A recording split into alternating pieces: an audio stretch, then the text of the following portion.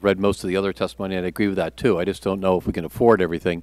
But the bottom line is these are all good suggestions that we need to do to deal with the important issue of strengthening America's competitiveness through high school reform, although that translates to individual student achievement, as we all know.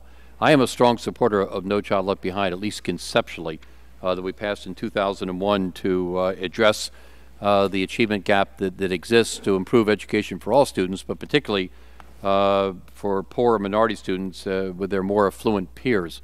We've had some progress in that area, and we look at scores for elementary and middle school testing, and we realize that great strides have been made, but not in high schools. It tends to diminish a little bit when we get there. The long-term trend for the NAEP report, the National Assessment for Education Progress Testing report, found that 17-year-old test scores in math and reading haven't significantly improved since the 1970s. At a time when students need education and job training, I think we've all touched on that, to succeed in a competitive global market, 3 out of every 10 students fail to finish high school. Barely 1/2 of disadvantaged minority students graduate from high school. Compounded by the fact that the median income for dropouts is much lower than high school and college graduates, and you touched on that, Mr. Chairman, but on an annualized basis, dropouts earn $14,000, high school graduates $24,000, and college graduates $48,000. Just that enough. We ought to put that on the TV screen after every show every night, I think, and let people see it and get some idea how important graduating from high school and perhaps college really is.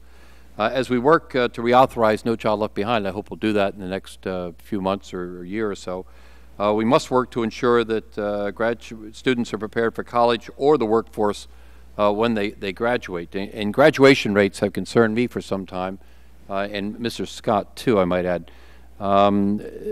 Graduating from high school is absolutely significant, and virtually every employer starts with that. And yet a lot of these students that we just discussed can't show that they've done that. But there's a lot of misleading data and contradictory calculations with respect to that. Currently, graduation rate is defined as the percentage of students who graduate from secondary school with a regular diploma in the standard number of years. And they throw that out to the states, and then the states can do pretty much whatever they want. The governor started to look at this a few years ago. A lot of us have introduced legislation to look at it. It's been some of the drafts of No Child Left Behind. I don't think the states should have that much latitude in defining and setting their own standard number of years, which I've seen varied from 3 to 5 years, depending on which state you look at, in determining where we're going. And I think we're getting varying results from state to state, which is a problem in terms of dealing with the overall issue of our high schools. I introduced the Reliable and Accurate Graduation Rate Act last year, which would make all of these statistics comparable throughout the country. It's very similar to what the governors had done a couple of years ago, and I think it's important to do this. Last October, the U.S. Department of Education released final regulations pertaining to graduation rate accountability that are also aligned with the NGA's recommended graduation rate and some of the legislation which we've been talking about, and I think it's very, very important that be adopted and No Child Left Behind. All those regulations to provide a uniform and comparable rate that attempts to capture the accurate number of high school graduates in our nation, and hopefully will motivate the individual students as well.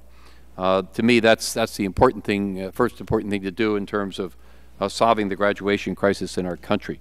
The other area I'd like to really touch on here is the area of the academic standards and assessments. I am not one of those who's necessarily opposed to a national standard or even national assessments, at least for discussion. I think it's a worthwhile discussion, and I can understand some opposition to it, but we should be talking about these kind of things, I think. We need to improve our state academic standards, which I think were adopted on the fly and are not high enough, and I think we need to improve some of the testing, which is basically the assessments that go into this.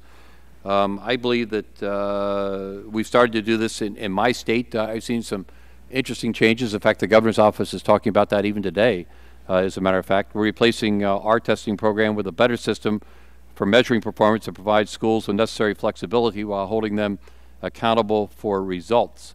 At a high school level, we're looking at instituting an adaptive testing system that will measure student progress throughout high school so that students are prepared to graduate, which I think is also important. I think the tests now generally do not reflect well enough how students are actually doing. So these are some of the things we should be doing. There are many other programs, a lot of which have been mentioned by other speakers today, and I believe that we as a committee should focus on this issue as much as anything we possibly can as soon as we can. I look forward to working with you, Mr. Chairman, and with Secretary Duncan and the President in order to achieve this as soon as we can.